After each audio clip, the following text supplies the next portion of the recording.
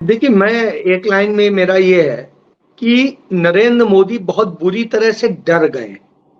इतना डर गए हैं कि वो फ्रस्ट्रेट होकर के कुछ भी करना चाह रहे हैं और उनका डर उनके चेहरे, उनके आचरण, उनके व्यवहार से बिल्कुल स्पष्ट झलक रहा है और जिस तरीके से कर रहे हैं। इसीलिए वो इस तरह से असंवैधानिक तरीके अपनाने की कोशिश कर रहे हैं। असंवैधानिक क्यों कह रहा हूं? पहले इसको बता देता हूं, फिर यूपी की बात करता हूं। यूपी का वो चुनाव नहीं कराना चाहेंगे। यूपी का चुनाव वो क्यों नहीं कराना चाहेंगे? क्योंकि यूपी में अभी उन्हें मजबूत सरकार मिली हुई है और उन्हें उम्मीद है कि यूपी और इन सबकी मदद से ही वो दिल्ली में वापस लौट सकते हैं। तो जब उन्हें यह है तो ऐसी स्थिति में वो यूपी से नहीं कराएंगे। लेकिन असंवैधानिक क्यों कह रहा हूं? उसके पीछे वजह है कि निश्चित रूप से जब किसी संसद का सत्र बुलाया जाता है तो एजेंडा बताया जाता है। वही एजेंडा राष्ट्रपति के यहां से अप्रूव होता है और उसके बाद होता है। राष्ट्रपति को पता ही नहीं कि संसद सत्र बुला लिया गया। साहब, कई राज्यों में जहां पे बीजेपी सत्ता में नहीं है, वहां पर कई बार कई विशेष सत्र बुलाने की वो हुई तो वहां के राज्यपालों ने उसे रोक दिया, तमाम संकट पैदा कर दिए। क्यों? कहा कि नहीं, वो आप ऐसे क्यों बुला रहे हैं, कारण बताइए, ये करिए, वो करिए। तो साहब, यहां पे आप ऐसे ही बुलाए दे रहे हैं, कोई एजेंडा नहीं पता है, कुछ नहीं। और हिडन एजेंडा कैसे हो सकता है? देश की सबसे बड़ी पंचायत है और वो पंचायत है जो देश का भविष्य तय करती है। आप उसका सत्र बुला रहे हैं, विशेष सत्र बुला रहे हैं और आप बताएंगे नहीं कि आप क्या कर रहे हैं।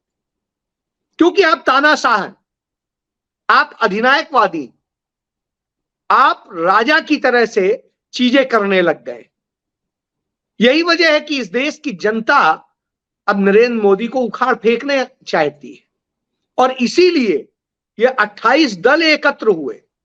यूं ही नहीं एकत्र हो गए, ये स्थितियां पैदा हुई, ये स्थितियां मजबूर करी कि आकर के और दल एक प्रकार से देश को बचाने आए।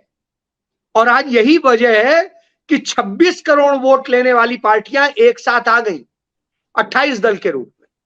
नरेंद्र मोदी के साथ में जो आई हैं वो 25 करोड़ नहीं है पूरी। तो इन सब स्थितियों को यदि देखेंगे तो उस स्थिति में बिल्कुल स्पष्ट है कि नरेंद्र मोदी का डर स्पष्ट दिखाई दे रहा है, उनका अलोकतांत्रिक तरीका दिखाई दे रहा है और जिस तरीके से वो करना चाह रहे हैं, स्वाभाविक सी बात है। बिल्कुल सही कह रहे थे सुनील जी कि आप क्या करेंगे।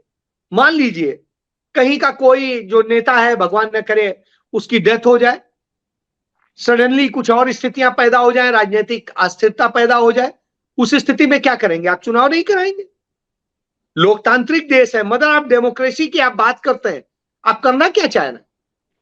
और यदि आप ये संविधान संशोधन करना चाह रहे हैं कि अब से सीधे प्रधानमंत्री पद का चुनाव हुआ करेगा, तो भी उसके लिए एक प्रक्रिया है। वो आप संवैधानिक ढांचे को प्रभावित कर रहे हैं, तो उसके लिए न सिर्फ संसद में होगा बल्कि विधानसभाओं में भी होगा। शायद आप नंबर गेम में जीत जाएं इस स्थिति में, लेकिन कितना जीतेंगे, क्या होगा और किस इस तरह की है भी सामने इतना आसान नहीं है। आप अपने कुछ जो है राज्यों का आप कह देंगे कि हाँ ठीक है, उनमें इस्तीफा हम दिला देते हैं। मान लीजिए आप बात कर लेते हैं, मध्य प्रदेश की बात कर लेते हैं और आसपास एक सवा साल में जहां जहां चुनाव है वहां की बात कर लेंगे। लेकिन इन सब से हल नहीं निकलने वाला, यह कोई स्थायी हल नहीं है। और जब देश में यह प्रणाली लागू हुई थी तब तो एक साथ ही चुनाव हुए थे, वन नेशन वन इलेक्शन ही हो रहा था। लेकिन कालांतर में ये स्थितियां आई क्योंकि देश को हम अलोकतांत्रिक तरीके पे नहीं छोड़ सकते हैं, इसलिए सभी को मौका देने की और सभी को वो करने की, जनप्रतिनिधित्व को स्थायी रूप से रखने की यह व्यवस्था की गई थी। अब आप यदि कुछ करना चाहते हैं तो ठीक है, करिए, उसका जवाब दिया जाएगा और उसके तमाम तरह का ऐसा नहीं है। वो भी दल जो इस बात से बड़ा मुतमईन है कि वो बड़े मजबूत है और नरेंद्र मोदी के साथ खड़े हैं, उनको भी अपना खतरा दिखाई देना चाहिए कि उनकी क्या स्थिति होगी। सत्य हिंदी का ऐप डाउनलोड करें गूगल प्ले स्टोर पर।